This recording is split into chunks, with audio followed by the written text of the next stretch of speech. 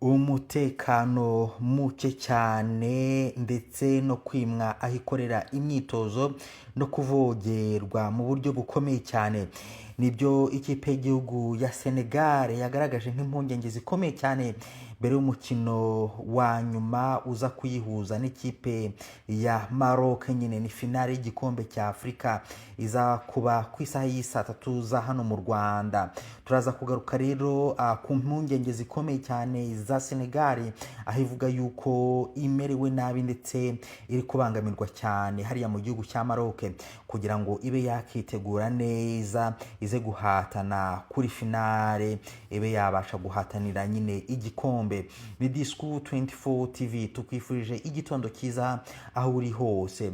Turagaruka byimbitse kuri no nkuru y'ikipe y'igihugu ya Senegal ibirego yabashije gushyira hanze irega igihugu cya Maroc mbere nyine y'umukino wa finale. Aho uri hose mu bihugu bitandukanye turagushimiye cyane ko warakoze subscribe kuri Discours 24 TV. Twihuta rero, ikipe y'igihugu ya Senegal yagaragaje impungenge zikomeye cyane ku myiteguro ya finale y'igikombe cya Afurika cy'ibihumbi 2025 aho yagarutse ku bibazo by'umutekano, amacumbi, imyitozo n'itangwa ry'amatike. Ibi byatangajwe mu itangazo rikakaye cyane ryasohowe nyine kuri wa gatandatu n'ishyirahamwe ry'umupira w'amaguru muri Senegal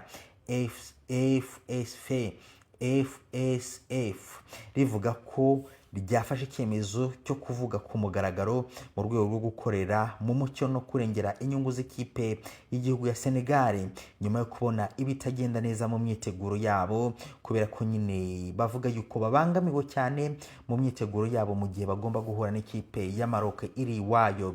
Bimeze bite rero? Ishyirahamwe ry'umupira w'amaguru muri Senegal ryatangaje ko habayeho ikibazo gikomeye cy'umutekano bw'itsinda rya Senegal ryagiraga kuri gare ya moshi ya Rabat muri Maroc.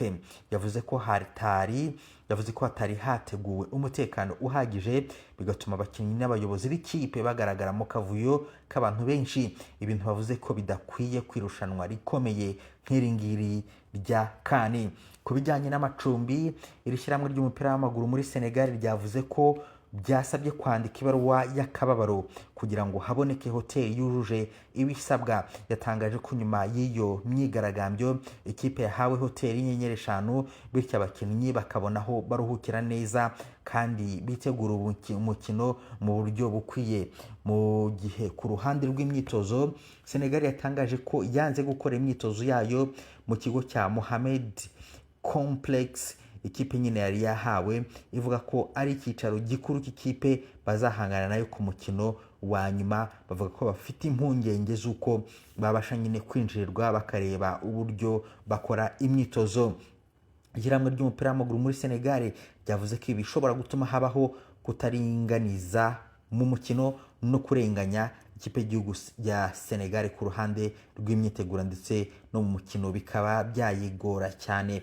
Yanongeyeho ko kugeza igihe iryo tangazo ryatangarijwe Senegal yari itaramenyeshwa ku mugaragaro aho izakorera imyitozo yayo ya nyuma. Iti harabura amasaha make cyane kugira ngo tuze guhatana ku mukino wa nyuma, ariko ntabwo barabitumenyesha.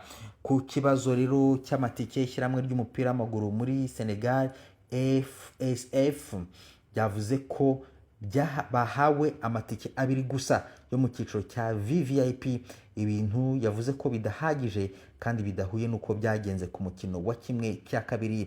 Nubwo Senegal yaguze amatike menshi yemerewe na CAF 300 yo mu cyiciro cya mbere, 850 mu cyiciro cya kabiri, nimwe n'igihumbi na 700 mu cya gatatu, yavuze ko ayo matike yose hamwe adahagije ugereranyije n'abayakeneye. Mu gusoza, ishyirahamwe ry'umupira w'amaguru muri Senegal ryasabye ishyirahamwe ry'umupira w'amaguru muri Afurika CAF n'itsinda rishinzwe gutegura irushanwa gufata ingamba zihuse kandi zifatika zo kubahiriza amahame ya fair play, gutanga uburinganire ku makipe yose no kurinda umutekano w'abitabiriye finale kugira ngo irushanwa rikomeye rya Afurika rigende neza. Senegal ritegura gukina finale ya AFCON 2025 na Maroc ishaka kongera gutwara igikombe cya Afurika nyuma yo gutsinda Misiri muri 1/2 kirangiza kwa gatandatu w'icyumweru gishize.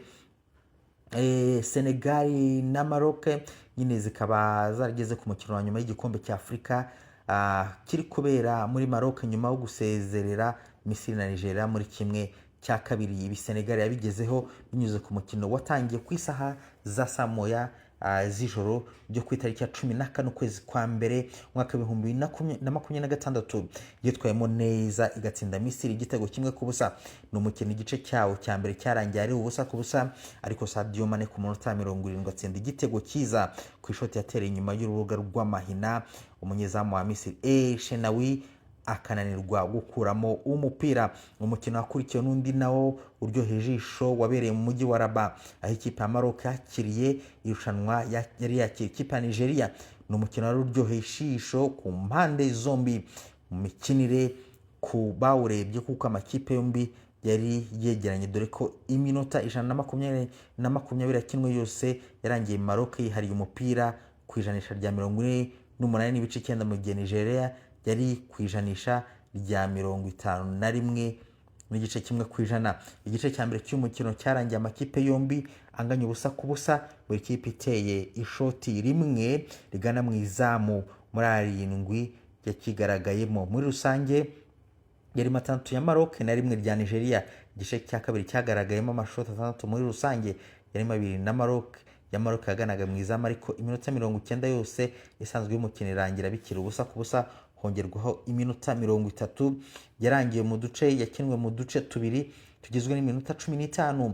Maroc yabonye amashoti 5 muri rusange, arimo 2 yaganaga mu izamu mu gihe Nigeria yirukaga rimwe byo mu gice cya mbere, ikamakipe yombi akomeza kunganya ubusa ku busa. Biba ngombwa ko hitabazwa penalty. Imipira y'imiterekano yahiriye Maroc itsinda penalty 4-2 za Nigeria.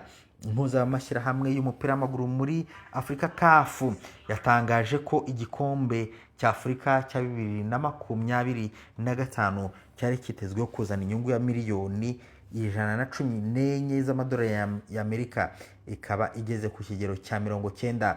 Ibi CAF yabitangaje mbere y'uko irushanwa rikubera muri Maroc hakinwa imikino ya nyuma irimo wo guhatanira umwanya wa gatatu kwa 17 nyine kuri uyu wa gatandatu Mutarama 2026 mu nama y'inteko rusange ya CAF yabaye mu 2025.